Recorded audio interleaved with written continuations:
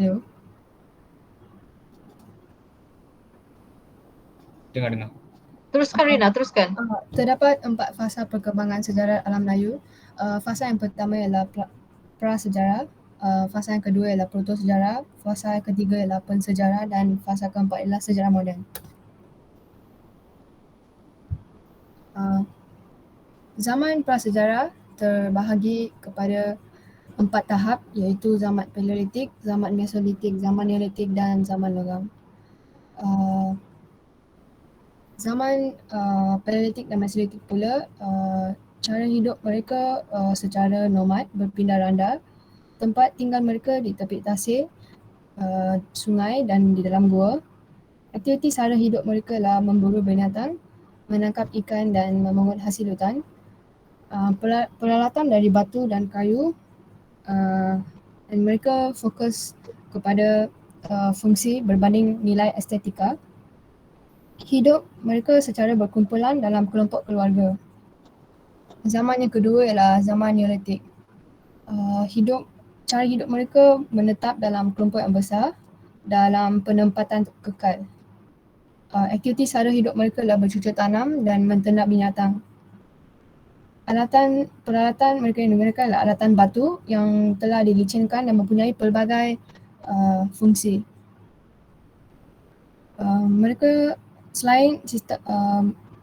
Mereka juga mengeluarkan barang dan makanan yang berlebihan dan telah membawa kepada sistem barter. Zaman yang terakhir ialah zaman logam. Zaman ini terbahagi kepada dua, iaitu zaman gangsa dan zaman besi. Zaman gangsa peralatannya dari gangsa dan zaman besi adalah peralatan dari besi. Penggunaan logam besi mampu menghasilkan perahu dan rumah, dan dengan penggunaan perahu mereka mulai penerokan laut. Kegiatan perdagangan juga bermula di kawasan pesisiran pantai, kemudian berkembang ke masyarakat yang jauh.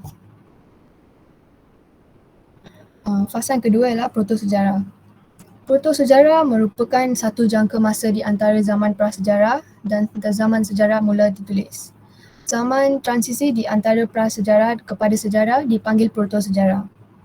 Menurut Munander, ciri-ciri zaman protosejarah terdapat dua, iaitu terdapat catatan tentang suatu bangsa di suatu wilayah telah ditulis oleh bangsa lain yang telah mengenal tulisan, sedangkan bangsa yang beritanya dicatat itu masih belum mengenal tulisan. Terdapat catatan di suatu wilayah yang sudah dikenal peninggalan yang mempunyai bentuk-bentuk seperti tulisan, tetapi belum dapat dibaca atau diertikan hingga saat ini. Ini merupakan kerajaan Melayu awal di alam Melayu. Pada abad pertama terdapat kerajaan Funan, abad kedua ialah kerajaan Champa, abad kelima kerajaan Kedatua dan abad keenam ialah kerajaan Chitu dan kerajaan Gangganagara, abad ketujuh ialah kerajaan Sriwijaya, abad ke-9 kerajaan Mataram, abad ke-10 ialah kerajaan Santubong dan abad ke-13 kerajaan Majapahit dan abad ke-15 ialah kerajaan Beruas. Alam Melayu merupakan kawasan yang merangkumi kepulauan dan tanah besar. Sejarah awal alam Melayu memperlihatkan beberapa kerajaan seperti Funan, Champa, Sriwijaya, Angkor dan Majapahit. Kerajaan-kerajaan ini mempunyai beberapa persamaan seperti geografi, bahasa dan budaya. Kerajaan-kerajaan ini telah berkembang maju sebagai pusat perdagangan dan keagamaan yang tersohor. Kerajaan Funan berpusat di Wayadapura, diasaskan oleh kaundinya pada abad pertama. Semasa pemerintahan Fan Shiman, kerajaan ini berkembang dan menguasai jalan perdagangan utama antara timur dengan barat. Pada abad ketiga, Funan menjadi pusat perdagangan utama alam Melayu. Kerajaan Champa berpusat di Indarapura, diasaskan di Chulian pada tahun 192 Masehi. Semasa pemerintahan Che Bonga, Champa telah meluaskan empayanya ke wilayah Daiwit hingga lembah Sungai Merah. Kerajaan Champa ditawan mulai semula Daiwit pada tahun 1471. Kerajaan Sriwijaya diasaskan oleh Dapunta Hang Srijayanasa pada tahun 683 di Palembang. Kerajaan ini menguasai jalan laut iaitu Selat Melaka dan Selat Sunda yang menjadi pusat perdagangan utama di alam Melayu. Selain pusat perdagangan, Sriwijaya juga menjadi pusat agama Buddha. Kerajaan yang seterusnya adalah Kerajaan Angkor, berpusat di Hariharalaya, Lembah Sungai Mekong, diasaskan oleh Jayawarman kedua. Beliau mewujudkan jalinan perdagangan antara pedagang tempatan dengan pedagang luar.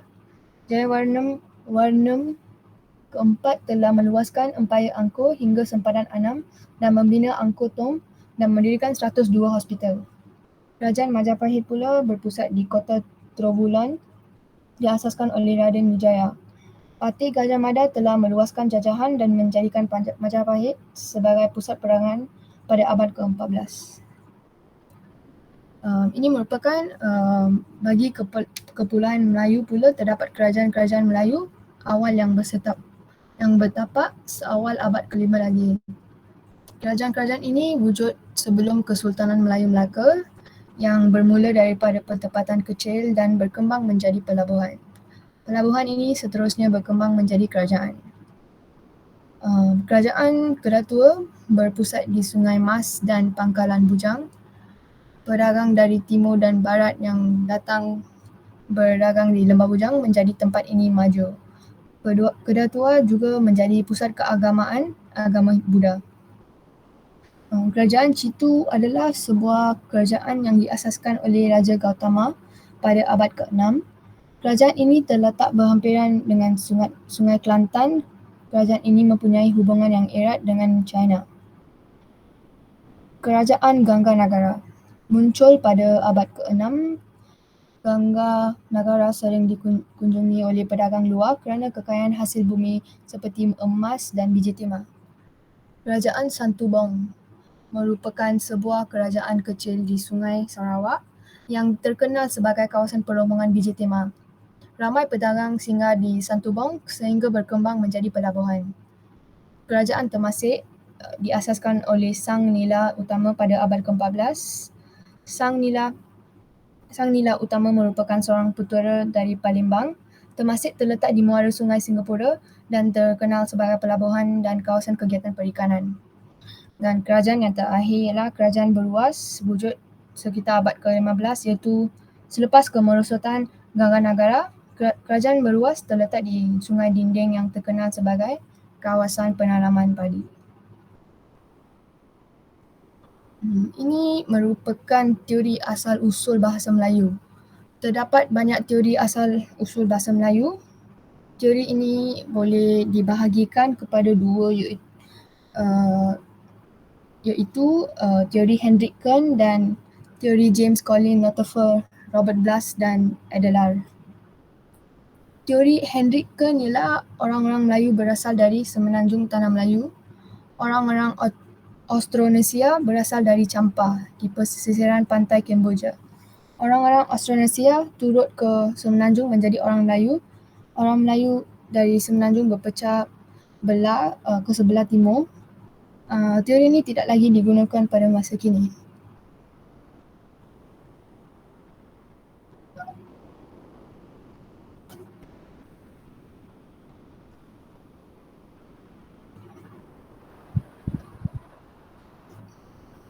Teori yang seterusnya lah teori James Collins Notefer. Empat orang ini mewakili dua pendapat yang agak sama tetapi ada sedikit perbezaan iaitu dari segi migrasi orang Melayu.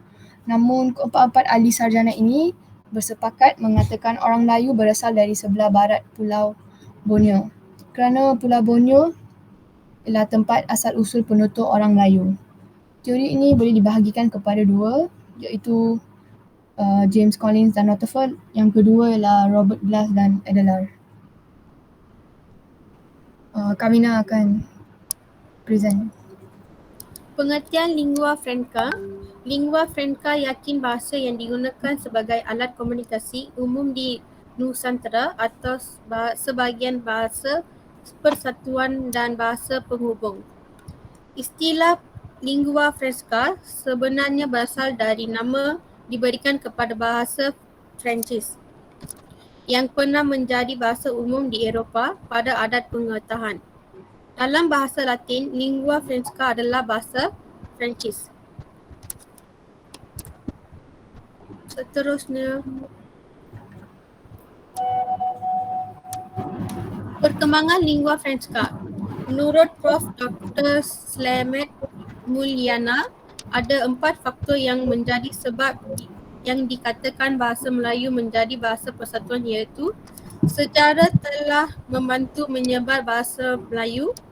Bahasa Melayu mempunyai sistem yang sederhana ditinjau dari segi fonologi, morfologi dan sintaksis. Faktor filologi iaitu bahawa suku bahasa Jawa dan Sunda telah suka rela menerima bahasa Indonesia sebagai bahasa nasional. Kesanggupan bahasa itu sendiri. Sistem pembesar 4 lipatan iaitu sultan, pembesar berempat, pembesar berlapan, pembesar 16, pembesar 32. Peranan pembesar utama. Pembesar utama, bendahara. Peranan ialah penasihat kanan raja, pemakmur raja dan bertindak sebagai ketua, yakin bersama ketiadaan raja, pemilik dan pelantik raja. Penghulu bendahari ialah mengawal pembendaharaan negara, memungut cukai dan hasil negeri, menyimpan daftar hamba raja, ketua bagi semua syahbandar. Temenggung ialah ketua dan pelaksanaan undang-undang, ketua polis negara, pendakwa bagi kesalahan individu, ketua protokol dan urusan adat istiadat. Laksamana peranan ialah ketua bagi semua pahlawan terutama di laut, memikul pedang kerajaan dalam upacara rasmi, menjadi diplomat dan membawa utusan kerajaan. Sistem jemaah menteri.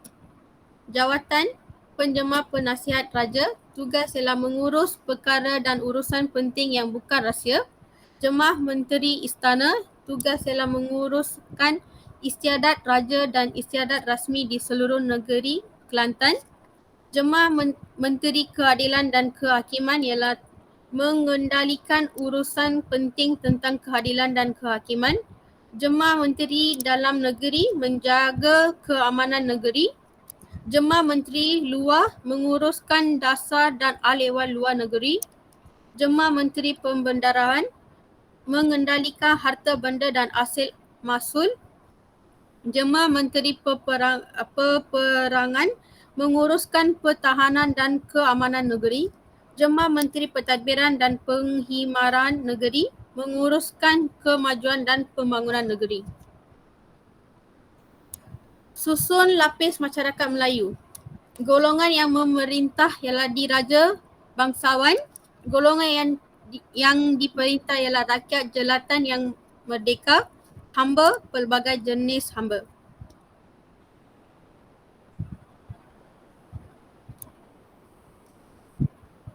Ekonomi. Masyarakat Melayu sebelum era penjajahan mengamalkan kegiatan ekonomi secara diri. Ekonomi secara diri kegiatan ekonomi masyarakat yang paling asas. Kegiatan ekonomi secara diri kegiatan yang hanya cukup untuk menabung keperluan diri dan keluarga. Pada zaman Kesultanan Melayu Melaka, kegiatan perdagangan menjadi kegiatan terpenting masyarakat. Kehidupan yang masih mundur dan tradisional. Okey. Masa sejarah Melayu terdapat teknologi mudah saja sebab kekurangan teknologi. Jadi dalam masa penanam padi, tajak, cangkul dengan tenggala, tugal digunakan. Manakala penampakan ikan di sungai, selaut dan sawah padi. Dan kaedah-kaedah yang digunakan adalah tali kail dan bubu jala.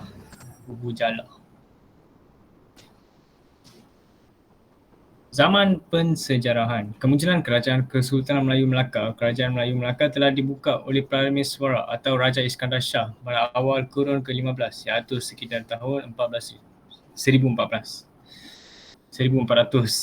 Terdapat Undang-Undang Laut Melaka dan Hukum Kanun Melaka yang menggambarkan Melaka mempunyai peradaban yang tinggi. Faktor utama perkembangan Kerajaan Melayu Melaka kerana wujudnya sistem pentadbiran yang cekap dan tersusun khususnya melalui sistem pembesar 4 lipatan. Sistem pentadbiran yang cekap ini berjaya menjamin keamanan dan kemakmuran negara Melaka. Faktor ini telah menjadi tarikan para saudagar dan pelayar untuk menjadikan Melaka sebagai pusat kegiatan mereka. Peradaban yang bermula di Melaka menjadi titik tolak kepada perkembangan peradaban Melayu.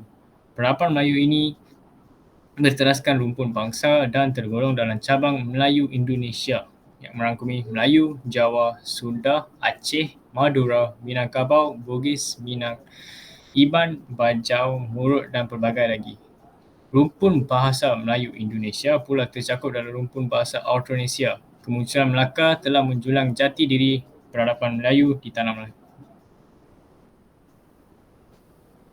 Kerajaan Kesultanan Melayu Melaka iaitu pusat jaringan pertumbuhan dan pergaulan peradaban. Melaka telah menjadi pusat tumpuan perdagangan di gugusan Kepulauan Melayu sekitar kurun ke-15. Kemasyhuran Melaka telah menarik kedatangan para saudagar dari benua asing seperti India, China dan Timur Tengah. Kedatangan pedagang asing dan pendakwa agama telah membuka ruang interaksi dan pertumbuhan peradaban rentas benua. Mereka bukan sahaja belajar dan memahami budaya masyarakat Melayu, tetapi mereka turut memperkenalkan budaya dan cara hidup mereka kepada masyarakat tempatan interaksi dan pertumbuhan peradaban rentas benua yang berlaku di mereka. Telah menjadi pemangkin kepada asas kewujudan peradaban majmuk. Sejarah moden iaitu kemerdekaan Malaysia setelah Jepun berundur dari Tanah Melayu selepas dikalahkan oleh pihak British. Pihak Berikat Malayan Union ditemukan pada tahun 1946 oleh pentadbiran British, tetapi ekoran daripada penentangan oleh orang Melayu, perlembagaan itu disusun semula sebagai Persekutuan Tanah Melayu pada tahun 1948 sebagai sebuah protektorat hingga tahun 1957. Di semenanjung Tanah Melayu, Parti Komunis Melaya melancarkan pemberontakan bersenjata untuk menentang British dan ketegangan ini menyebabkan pengisytiharan darurat selama 12 tahun dari 1948 hingga 1960. Tindak balas ketenteraan yang serius terhadap pemberontakan komunis Bajang Tembok Darurat serta rundingan baling pada tahun 1955 membawa kepada kemerdekaan di Tanah Melayu pada 31 Ogos 1957 yang dicapai secara diplomatik melalui rundingan dengan British. Tunku Abdul Rahman menyandang jawatan sebagai Perdana Menteri Malaysia yang pertama ketika itu. Pembinaan negara bangsa penting untuk membentuk generasi muda Malaysia yang global iaitu bertaraf antarabangsa tetapi tetap berpegang kepada ciri-ciri kebangsaan supaya menjadi tonggak untuk memperkasakan usaha bagi membina bangsa yang utuh dan berdaya saing. Toleransi, saling membantu dan persefahaman banyak meningkatkan tahap integrasi antara kaum di Malaysia.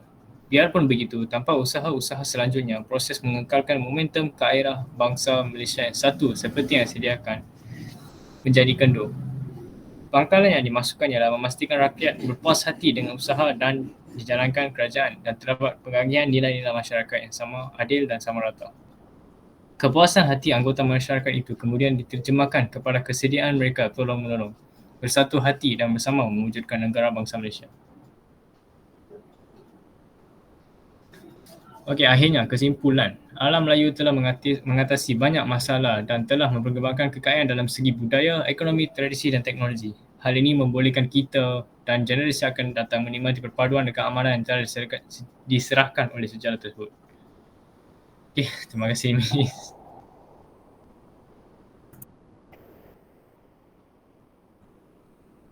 Banyaknya isi. Betul lah tu kan. Sebab kan kita minta grup ni buat yang terbaik kan sebab ada banyak masa kan. So dia orang buat betul-betul yang terbaik lah. Okay, so isinya lengkap, padu, padat, okay, semua mencakupi awalan yang diberikan. Okay, so apa yang dibahaskan oleh grup pembentang adalah berkenaan dengan perkembangan sejarah alam Melayu, betul? Okay, perkembangan sejarah alam alam Melayu melalui 4 fasa tu lah. Betul ke? Okey, fasa prasejarah, protosejarah, pensejarah dan juga sejarah moden. Okey. So apakah yang dimaksudkan dengan lingua franca?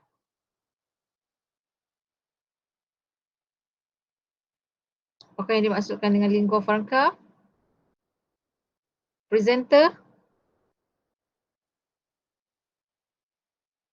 Hai, senyap pula. Oh, sorry. Ya, Miss. Ingat tanya student lain.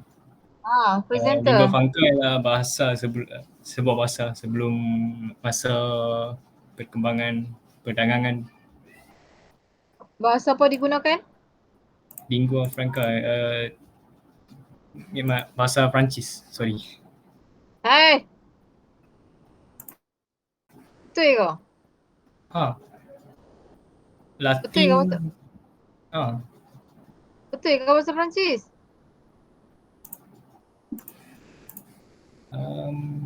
Ha? Oh, sorry. Berasal dari Latin. Tak.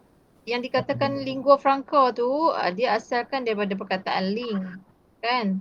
Asal daripada perkataan ling. Okey, war franca. Kan? Yang tu dia kalau nak sebut dari sudut sejarah kemunculan lingua franca ni lah. Kan? Jadi sebenarnya lingua franca ni yang digunakan adalah bahasa apa? Dia memang berasal daripada bahasa Itali, bahasa Perancis. Bahasa persatuan, bahasa penghubung yang tu. Bahasa Melayu ke Mak Puan? Bahasa penghubung Bahasa Melayu. penghubung. Bukanlah, bahasa Inggeris lah awak. Bahasa penghubung Miss, yang tu lah. Ya, bahasa penghubung tapi bahasa Inggeris kan? Okay, betul tak? Ya, Miss. Betul ke? Ada yang cakap bahasa Melayu tadi? Sorry Puan. Bahasa Inggeris ni, bahasa ni dikenali sebagai bahasa antarabangsa, bahasa perdagangan, bahasa perhubungan, bahasa global yang mana kita pergi dalam satu dunia ni semua boleh bertutur dalam bahasa Inggeris. Kan? Ya, Miss. Betul ke? Saya salah ke? Tak, Miss.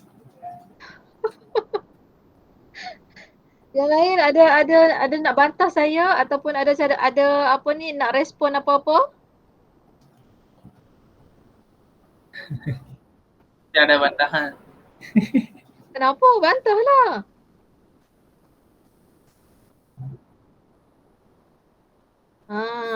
Kan? Ataupun disebut sebagai bahasa perhubungan, bahasa pengantaraan. Kalau istilah kalau bahasa ringkasnya ELF, English Lingua Franca. Betul tak? Sampai sekarang pun bahasa Inggeris tu dikenali sebagai bahasa Lingua Franca. Kat mana-mana sahaja. Duduklah pergilah Afrika ke, China ke, apa semua ke bahasa perantaraan adalah bahasa Inggeris. Pergilah Merah Arab Bersatu ke, bahasa perantaraan adalah bahasa Inggeris. Betul? Okey, grup ini fokusnya adalah membentangkan berkenaan dengan, saya ulang balik, berkenaan dengan sejarah alam Melayu. Okey, yang mana saya pun dah bentang dah awal-awalnya dan ditambah ataupun ditokok dengan info-info yang padat daripada grup presenter. Okey, saya tak nak komen slide dan boleh terus upload dalam CDOS lah. Okey? Grup yang ketiga ni boleh terus upload dalam CDOS. Puan yang ketua, satu orang upload cukup kan? Seorang saja yang upload, okey? Okey. Ada sikit lagi masa. Okay Puan, thank you.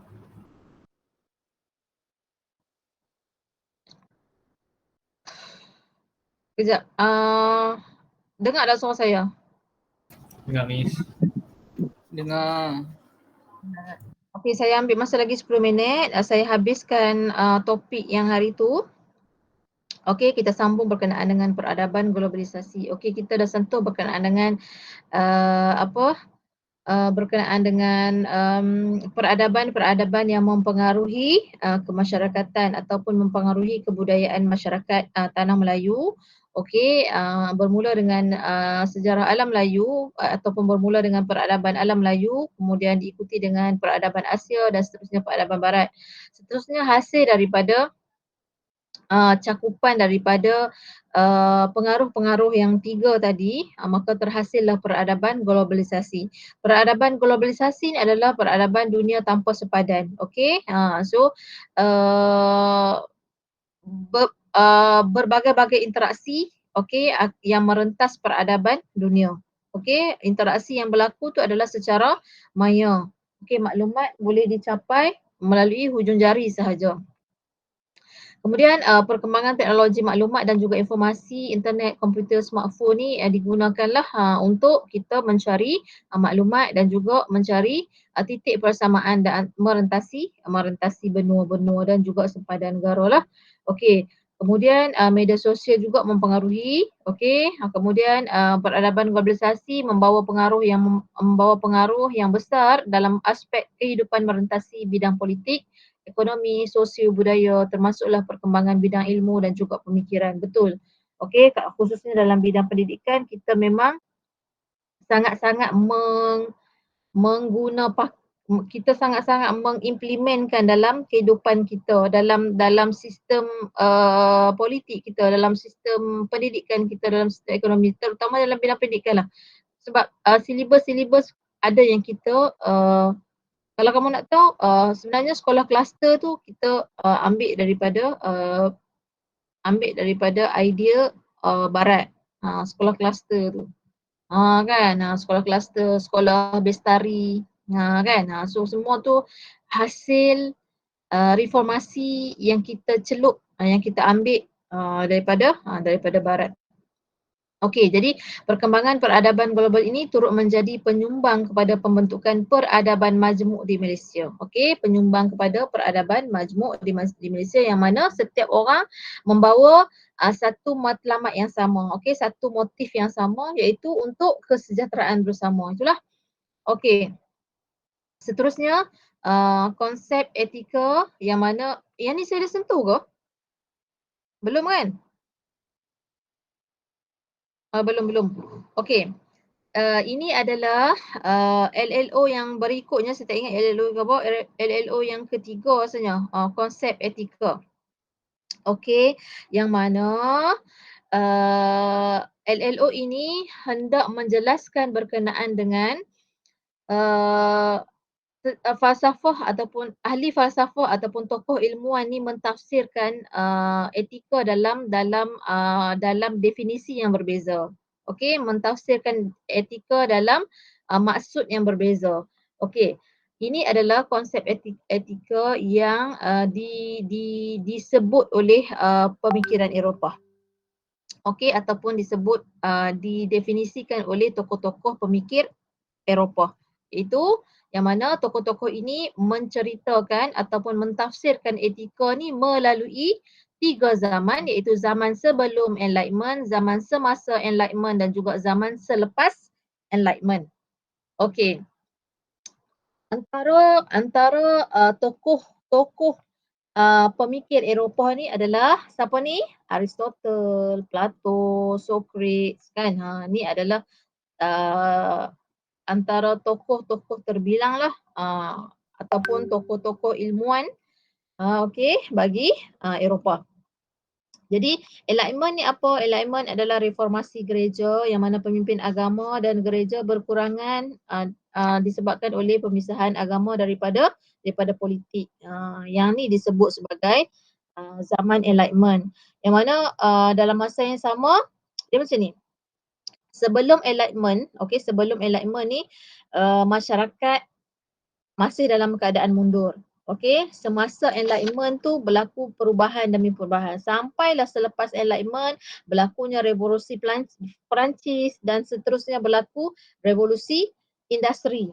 Okey, revolusi Perancis ni adalah sistem beraja digantikan dengan republik. liberty, equality, fraternity dan juga nation. Yang mana maksudnya macam ni. Okey. Bila revolusi Perancis ni, maksud revolusi Perancis, siapa tahu revolusi Perancis ni apa perubahan yang berlaku?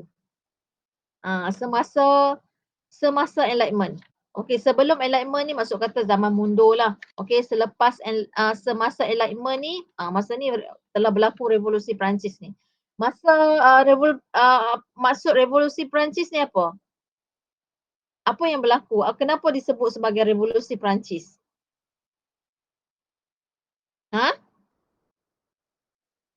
Revolusi Perancis ni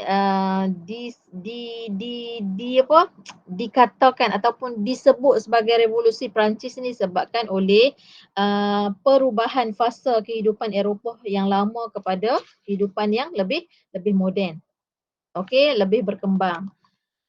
Kemudian seterusnya berlaku revolusi industri. Revolusi industri ni lebih kepada individualism, fahaman individual, hak asasi, demokrasi, scientific inquiry dan pembangunan rasional, legal dan juga institutional. Okey, maksudnya macam ni. Pada zaman revolusi industri ni, daripada kehidupan tradisional berubah kepada moden, sama macam revolusi Perancis juga. Lepas tu berlaku pertambahan yang ketara dari sudut industri, yang mana bila kita tengok impak revolusi industri ni, berlaku kegiatan perkilangan. Okey, tu sebut revolusi industri. Kan, pada zaman revolusi Perancis tu kan dia dah berubah, makin berubah. Revolusi industri ni pula hasil daripada etika dan peradaban tu. Okey, masing-masing bersosial antara satu sama lain, maka tercetusnya kegiatan perkilangan. Ingat, bila ada kilang mesti ada pembuatan. Bila ada pembuatan mesti perlukan pekerjaan. Okey, bila ada pekerja mesti ada majikan, orang yang owner, orang yang mastermind untuk revolusi industri ni. Mesti ada majikan, mesti ada pekerjaan. Okey. So bila sebut industri juga mesti ada peluang pekerjaan. Bila ada peluang pekerjaan, bila ada pembuatan mesti ada produk. Bila ada produk mesti produk itu didagangkan, dijual, kan, mesti ada aliran tu. So circle tu sentiasa berputar, sentiasa berterusan. Okey, circle perindustrian ataupun circle industri perkilangan tu sentiasa berterusan sampailah mencipta kemajuan. Tu sebab dia kata ini adalah impak dia nah. Impak revolusi revolusi industri ni adalah lebih kepada komunikasi dan juga pengangkutan. Pengangkutan ni apa? Pengangkutan ni adalah untuk mengeksport ataupun untuk meluaskan keuntungan dan juga meluaskan ni lah, nak jual barang-barang, okey, ataupun jual hasil perkilangan tu, industri tu lah, hasil industri tu. Komunikasi ni lebih kepada sosial jugalah. Okey, jadi perdagangan sedunia bermula ke kapitalis sedunia, globalisasi. Maksud kata pada ketika ini muncullah dunia digital dan juga IR 4.0. IR 4.0 ni. Ni adalah fahaman etika dari pemikiran tokoh-tokoh falsafah Eropah. Okey, diorang ni memikirkan, diorang ni mentafsirkan etika ni sebenarnya bermula pada zaman sebelum, zaman semasa dan juga zaman selepas Enlightenment. Okey, kemuncak dia adalah pada revolusi industri. So etika dan juga peradaban tu di situ. Diorang menafsirkan begitulah. Okey, seterusnya etika berteraskan agama dan juga kepercayaan yang mempengaruhi kehidupan sosial dan budaya. Okey, ini berteraskan agama. Tadi berteraskan ataupun berdasarkan kepada fahaman Eropah, prinsip sejarah Eropah. Tapi yang kedua adalah berteraskan fahaman etika ni berteraskan kepada agama. Jadi bila sebut agama, terdapat beberapa agama yang mentafsirkan maksud etika tu. Jadi Islam, agama Islam mentafsirkan Sana, yang ni konsep Islam. Okey, saya nak cerita pasal etika, fahaman etika berdasarkan kepercayaan agama Islam. Ni dia. Orang Islam akan diikat dengan kepercayaan 6 rukun iman dan direalisasikan melalui 5 rukun Islam yang menjadi tunjang ibadah mereka kepada Tuhan lah, kepada Allah lah. Okey, jadi bila sebut 6 rukun iman, rukun Islam tak lari daripada konsep moral, konsep etika, konsep syurga, konsep neraka, konsep melakukan benda yang baik. Sama je, agama yang mana-mana pun sama. Kepercayaan ni orang kata apa, berbezanya ikut fahaman agama masing-masing. Tapi kalau sebut dari sudut etika ni, dari sudut moral ni lebih kurang sama sahaja agama-agama ni. Okey, melalui Buddha pula, menurut pendapat kepercayaan Buddha, okey, mengatakan etika ni adalah, okey, ini adalah dia punya konsep agama Buddha lah. Okey, agama budaya yang diasaskan di India oleh Siddhartha Gautama Buddha, seorang yang kuat berusaha untuk mencapai ketinggian moral dalam kehidupan, mencari keharmonian hidup dan usahanya sendiri. Jadi falsafah Buddhism ni adalah untuk memberikan panduan kepada manusia mengenai kehidupan yang bermaruah dan berasaskan etika kehidupan yang sempurna. Kan tadi saya cakap. Okey, jadi fahaman Buddha pun mengatakan etika ni adalah berkisar mengenai kehidupan yang bermaruah. Okey, kehidupan yang sempurna. Itu menurut falsafah Buddha. Kemudian ikut kepercayaan Hindu pula, agama Hindu merupakan agama yang wujud sejak abad ke-8 Masihi. Ia dikenali dengan nama agama Brahma yang diambil daripada perkataan Brahman, iaitu gelaran terhadap pendeta Hindu yang dipercayai mempunyai unsur ketuhanan. Ini adalah background dia lah. Selain itu merupakan agama berevolusi daripada ajaran Veda dan muncul sebelum penaklukan bahasa Arya ke atas India. Okey, jadi kesimpulannya, okey, ketiga-tiga kepercayaan ini, agama Buddha dan juga Islam, Buddha dan juga Hindu ni mengatakan prinsip etika ni mesti melibatkan amalan yang dilaksanakan, tapi amalan sehari-hari tu mestilah bertemakan ataupun bermatlamatkan akhlak yang baik. Tu. Seterusnya, etika dari sudut kolonial dan juga pasca kolonial. Okey, ini saya tak nak sentuh lah. Okey, dah disentuh pada topik yang pertama. Okey, ini adalah impak kolonialisme dan pasca kolonial. Apa yang berlaku? Okey, start daripada bermula daripada zaman tradisional kepada zaman moden. Okey, start daripada zaman tradisional kepada zaman moden. Inilah impak kolonial je. Okey, ada pengenalan tulisan Rumi, perkahwinan campur, okey. Wujud perkataan baru yang diambil daripada bahasa Portugis, banyaklah sudu, garpu, apa semua tu, pembentukan parti politik berasaskan kaum seperti UMNO, MCA dan juga MIC, yang ni selepas penjajahan kan. Kemudian pembentukan masyarakat majmuk. Okey, seterusnya definisi peradaban. Okey, peradaban. Apa yang dimaksudkan dengan peradaban, yang mana peradaban ini didefinisikan oleh tokoh-tokoh ataupun pendapat-pendapat yang berbeza juga. Sama macam etika tadi. Etika tadi, okey. Disebut oleh ahli agamawan, disebut oleh pemikir sejarah, pemikir Eropah, okey. Macam tu. Kemudian peradaban juga sama juga, ada tafsiran-tafsiran yang tertentu. Okey, menurut kalau ikutkan kolonialisme dan juga pasca kolonialisme, konsep peradaban ni pasca kolonial berlapis dengan Melayu Islam, pribumi, etnik Cina, India, okey, India, Malaysia, kecukupan peradaban sedunia kontemporari sehingga lahir kerencaman sosial dan mengurus super diversity pada masa ini. Tu maksud tamadun tadi. Masuk peradaban tadi. Okey, adab. Setiap susur masa mesti ada adab. Mesti ada peradaban. Mesti ada tamadun-tamadun yang tertentu. Okey, itu sebab disebut kolonialism dan juga pasca kolonial, yang mana bila sampai dekat pasca kolonial ni adalah gabungan di antara tradisional dan juga moden. Okey, bila sebut gabungan tu maksud kata kerencaman, wujudnya kerencaman sosial. Bila ada sosial mesti ada peradaban. Peradaban ni maksud kata adalah undang-undang yang digunakan pakai, mesti ada struktur-struktur atau sistem yang tertentu digunakan pakai. Sistem apa? Macam-macam sistem lah. Kan? Sistem macam-macam. Kalau macam zaman Melaka, okey, sistem apa? Sistem pembesar empat lipatan. Kalau macam zaman alam Melayu, banyak.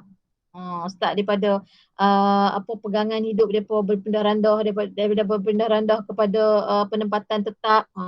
So maksudnya ada peradaban-peradaban tertentu. Tu maksud kata kerencaman sosial tu. Okey. Kemudian timur dan barat ni adalah peradaban timur dan barat ni adalah peradaban kacukan dengan rasional legal dan juga materialism tersulam nilai. Ni maksud kata peradaban timur dan barat ni yang mempengaruhi peradaban. Ni tajuk ni ataupun subtopik ni sama seperti subtopik ke atas. Yang mana peradaban timur dan juga barat ni sebenarnya mempengaruhi secara tidak langsung mempengaruhi peradaban di tanah Melayu ataupun di Malaysia. Seterusnya, apakah perspektif agama dan juga kepercayaan perspektif agama dan juga kepercayaan terhadap peradaban. Ahli agamawan ni mengatakan peradaban tu apa? Okey. Kemudian sebenarnya kita tengok sini ya. Ini adalah yang ni lah barat lah, okey. Pada tahun 1930 pengaruh Mesir dan juga Turki mendorong pergerakan kaum muda terutama di Penang, Singapura, Sumatera dan Sumatera Barat. 1970 ini sejarah kebangkitan Islam dari pelajar Malaysia di UK dan USA, revolusi Iran dan juga pergerakan agama berakar umbi di tanah Melayu Abim, Al-Arqam, PAS Iran, Jemaah Islam Kaum Tua, Jemaah Islam Malaysia, Tabligh India. Okey.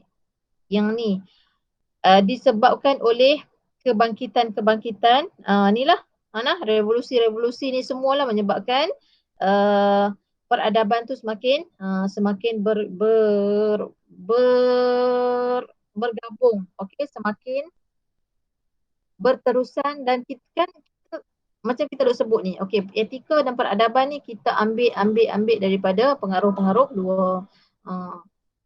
Ini adalah salah satu, okey, salah satu pengaruh, salah satu pengaruh yang lain untuk meningkatkan ataupun yang mempengaruhi peradaban tanah Melayu. Okey, kemudian agama Buddha dan juga agama Hindu adalah kepercayaan yang popular di dalam kalangan masyarakat India dan Cina di Malaysia. Falsafah Buddhism adalah untuk memberikan panduan kepada manusia mengenai kehidupan yang bermaruah dan berasaskan etika kehidupan yang sempurna. Matlamat dalam kehidupan mereka adalah untuk mencapai satu tahap yang dipanggil nirwana. Apa maksud nirwana? Edward. Apa maksud nirwana, Edward? Edward? Tak tahu pun. Siapa tahu? Nazrul? Tak tahu kan. Britney? Tak tahu kan. Carilah kah? Sekejap lagi saya tanya. Nirwana. Selalu kita duduk dengar nirwana. Apa benda nirwana ni? Kemudian ajaran Kristianity adalah bersumberkan kepada Bible yang menjadi kitab suci penganut agama Kristian, mengandungi Old Testament dan juga New Testament. Kedua-dua lembaran mengandungi sistem nilai dan etika yang tersendiri yang berkaitan dengan kehidupan. Okey, ini adalah tafsiran peradaban bagi kepercayaan. Okey, perspektif agama dan juga kepercayaan. Okey. So, dah jumpa? Apa maksud nirwana? Shah Rozman?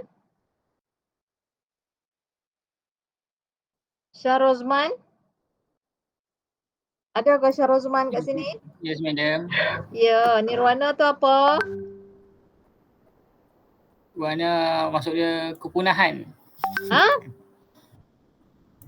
Apa-apa Dari segi bahasa Tionghoa, maksud dia kepunahan atau pemadaman. pemadaman. Ya. Lain. Lain. Ya. Irsyad. Siapa lagi ya? Saya nak sebut nama ni.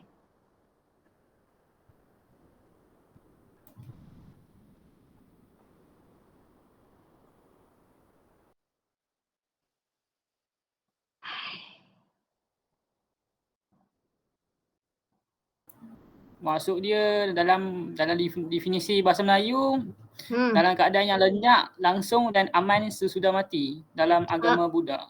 Ya, yang tu betul. Yang tu betul. Itu maksud nirwana. Maksud kata kepercayaan kehidupan selepas mati tu ada. Betul tak? Betul? Betul. Semua betul kau ni. Tentu apa yang saya cakap ni salah. Ada pandangan lain? Adik? Ingin mencuba? Cakaplah adik. Selalu adik ada cakap. Betul lah apa yang disebutkan oleh siapa tadi, Irsyad ke? Syaruzman kan? Betul lah tu. Tu maksud nirwana. Sepatutnya tanya dekat ni lah, tanya Britney tapi Britney tak tahu. Betul tak Britney? Ya, I tak tahu tapi saya tahu sekarang now. Okey apa? Satu heaven yang very keharmonian dan keamanan. Kan? So agama Buddha ni ataupun agama dua-dua ni, ada agama dua-dua ni kan, agama Buddha lah especially dia mempercayai ada kehidupan selepas mati. Yang mana selepas mati tu ada kepercayaan, ada keamanan, apa semua tu kan? Ada syurga. Betul tak? Betul tak Britney? Ya. Ha? Ya. Ini kepercayaan kamu lah kan? Macam kalau Islam percaya ada syurga, ada neraka, ada balasan bagi orang yang buat jahat, ada balasan. Okey, bagi orang yang berbuat baik ada balasan dia. Macam itulah lebih kurang lah kan. Okey, jadi kesimpulannya pertemuan dan pergaulan peradaban majmuk di alam Melayu telah membina etika dan peradaban di Malaysia yang berteraskan nilai disulami dengan rasional legal dan juga materialism sedunia.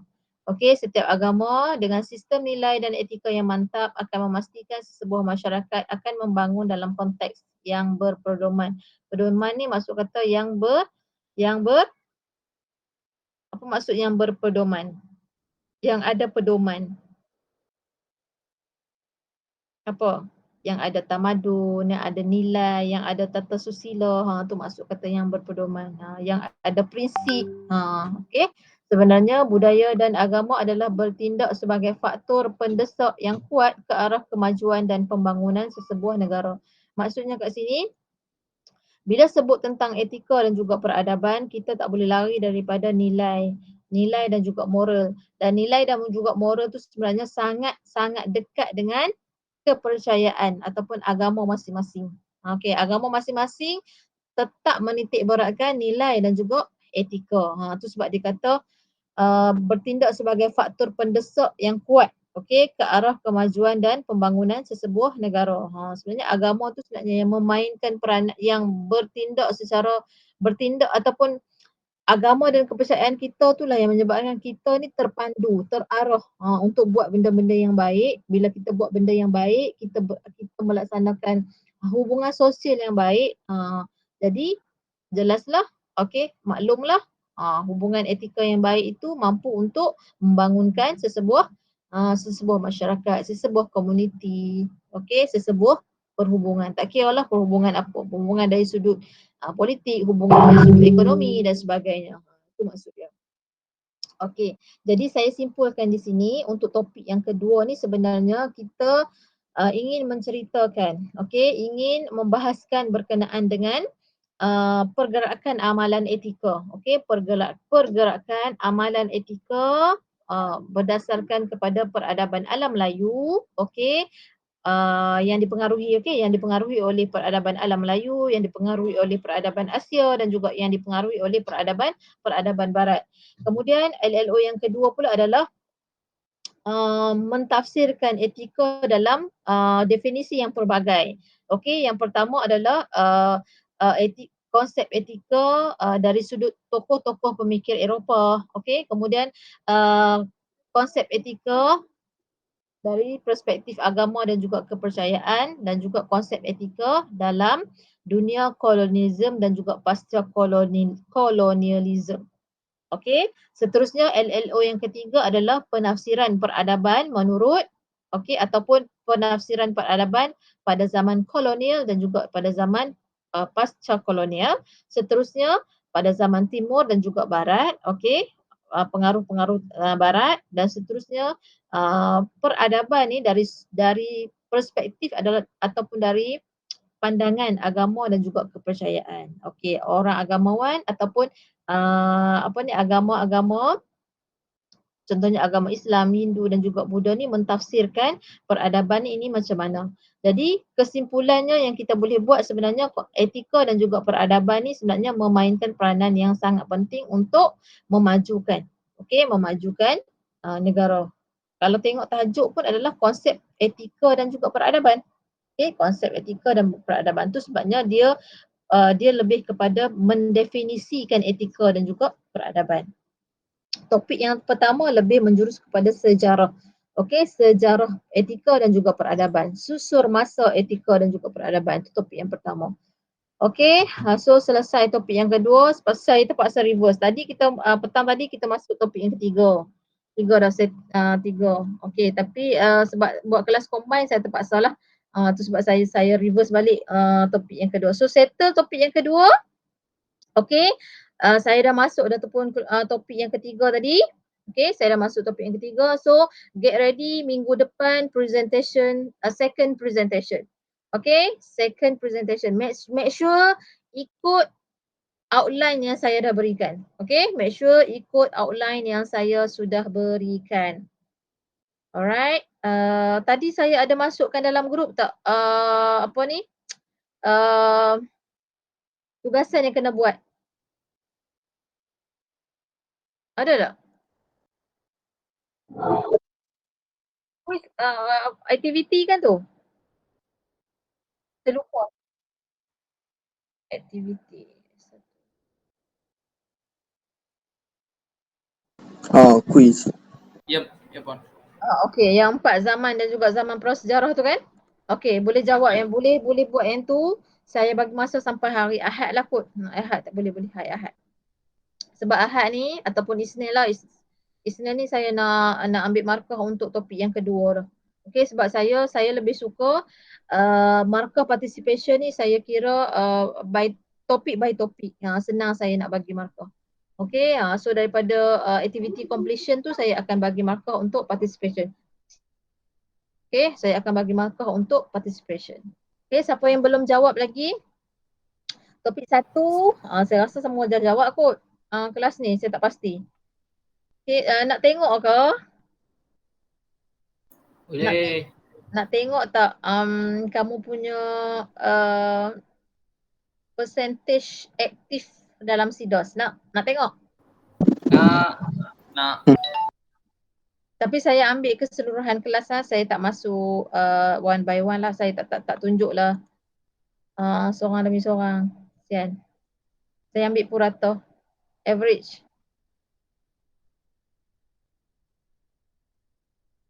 SIDOS.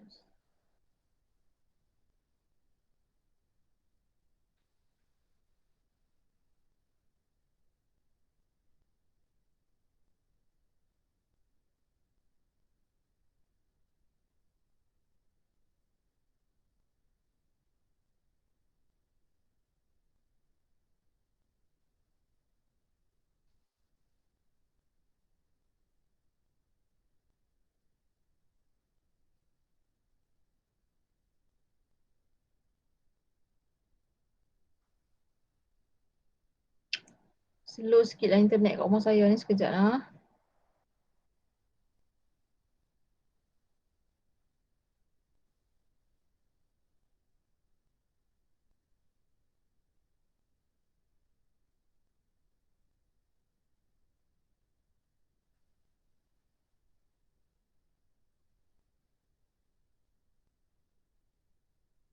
Mana DDT 1A? Section 1 ni. Tengok yang ke 21 ni. 21. Ni. Okey, ni adalah 3 kelas yang saya mengajar. Section 1, Section 2, Section 3. Okey, so nampak kamu rendah ni. Hit keaktifan kamu. Rendah lah. Saya minta jasa baik kelas ni untuk aktif lah. Saya boleh tunjuk siapa yang tak buat tau. Tengok ni. Ni average kamu join activity. Okay, average kamu join activity. Nampak sangat rendah lah berbanding kelas yang lain. Okay, minta jasa baik. Okay, untuk ni lah. Aktif sikit lah. Jawab soalan yang saya bagi tu. Okay, yang saya suruh buat aktiviti tu buat lah. Boleh ha? Boleh.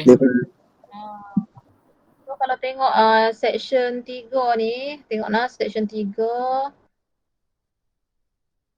Section 3 ni dah dapat thumbs up ni. 1B.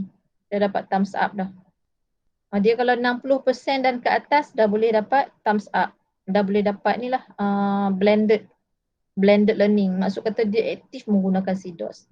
Kalau yang lain-lain ni yang belum aktif, saya minta potong cepat sikit mereka ni. Boleh tak? Potong mereka ni cepat sikit. Nah? Boleh. Jawab join je aktiviti yang saya bagi tu. Okey lah. Tak ada masalah. Okey nah? Okey semua, kita tamatkanlah 9 dan 9.45 dah. Saya minta maaf. Saya ambil masa kamu, saya ganggu masa kamu. Terpaksalah, give and take lah. Sebab kalau kita tak buat pun, minggu depan kena buat juga. Saya punya style, saya tak suka tangguh melangkau minggu. Saya tak suka macam tu. Okey, kita dalam sehari-hari kita ni berazam hari-hari. Tak perlulah azam tiap-tiap tahun ni, tak perlu. Saya tahun ni saya berazam nak ni. Tak payah. Kita cukup azam sehari-hari. Okey, saya bagi tips kepada kamu. Kalau kita berazam satu hari kita nak buat dua perkara. Tapi dalam masa yang sama, ialah azam kita nak settlekan dua benda. Kalau kita buat 3 benda dalam tu, maksud kita melepasi target, kita adalah seorang yang berjaya. Okey, kita adalah seorang yang berjaya. Kan? So saya target saya macam tu. Saya tak mau melangkau minggu. Kalau terpaksa, terdesak, ada masalah yang tak dapat dielakkan, tak apalah. Nak buat macam mana kan? Tapi kalau sengaja-sengaja cari ni, tak apa. Kita give and take lah kan. Kita buat kelas malam ni bukan untuk siapa, untuk kamu juga. So besok kita tak ada kelas. Besok saya terlibat dengan kursus juga. Okay, that's why kita cover siap-siap. So boleh prepare untuk second presentation. Group dah ada kan? Dah pilih tajuk kan? Okay, so dah boleh prepare lah. Siapa yang rasa nak beli buku, belilah, senang lah nak rujuk. Beli buku. Siapa Ain ke tadi? Ain kelas ni ke tadi yang saya sebut nama tu, kelas ni ke? Lain-lain. Kelas ni ada kan? Adakah yang beli buku? Tak ada. Okey. Belilah buku. Saya tak cakap wajib beli. Tapi saya kata wajib ada lah kan. Macam mana tu? Wajib beli dengan wajib ada. Saya tak cakap wajib beli tapi saya kata wajib ada. So tak kisahlah kamu nak pergi merompok, kamu curi, kamu janji ada buku ni. At least kamu terarah sikit, terpandu sikit. Yalah memanglah saya bekalkan nota. Okay, saya bekalkan aktiviti. Tapi apa kata kalau beli buku lagilah faham. Okey, tak payah berletak banyak sangat. Cukup setakat ni 9.46 kita tamatkan kelas kita. Okey, bye semua. Assalamualaikum. Selamat malam. Thank you, madam. Alah, boy. Terima kasih, boy. Thank you, Bye. Madam.